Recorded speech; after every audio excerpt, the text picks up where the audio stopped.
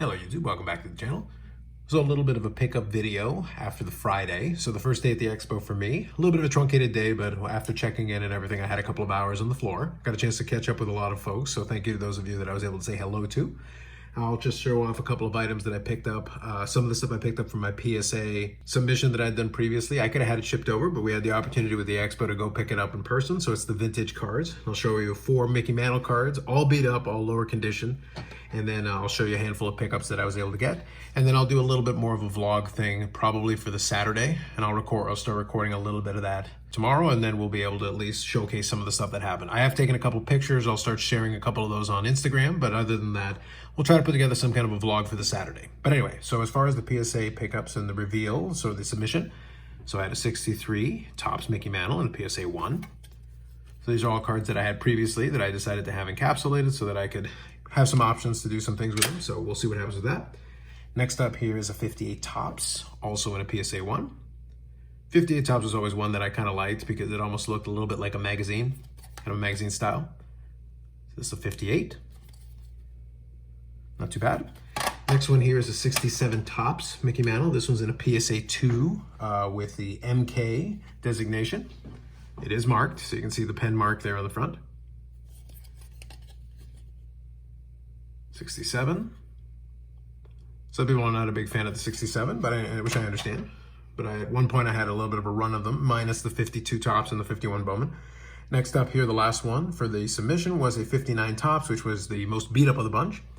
So it is a 1 MK. Obviously you can see you got all the creases going. It's not quite as beat up as my 54 Bowman that I have shown infamously on the channel, but it's also the card belonging to Joey. So there you go. So you got the 59 Topps as well. So 2 late 50s and a couple of 60s mantles. So I added those.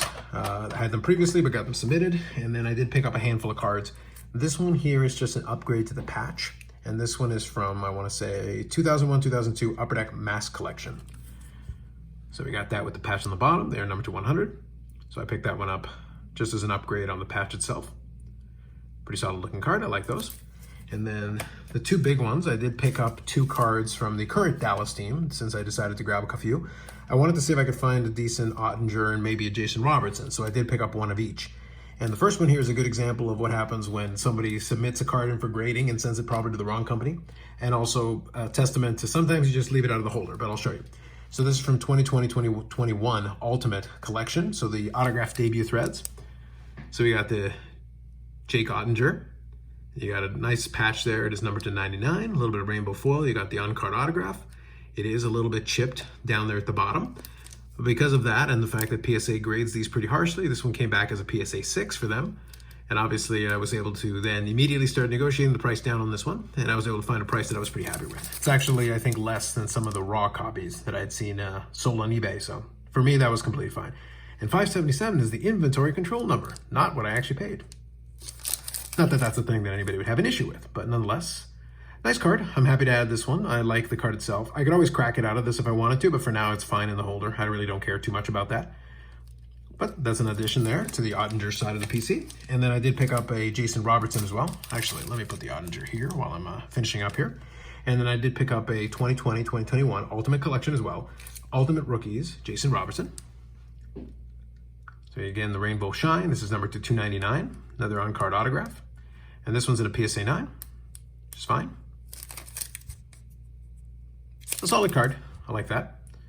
So these were the additions for today at the show. Just for a couple of hours, pretty solid.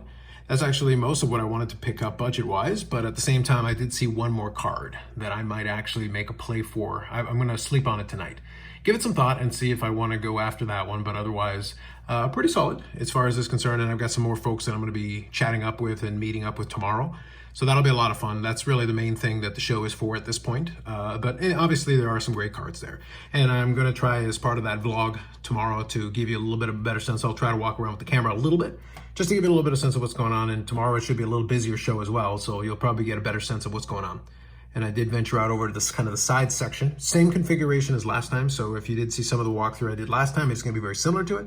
But I'll try to capture a little bit of the atmosphere, the ambiance, just so you can get a bit of a sense of it.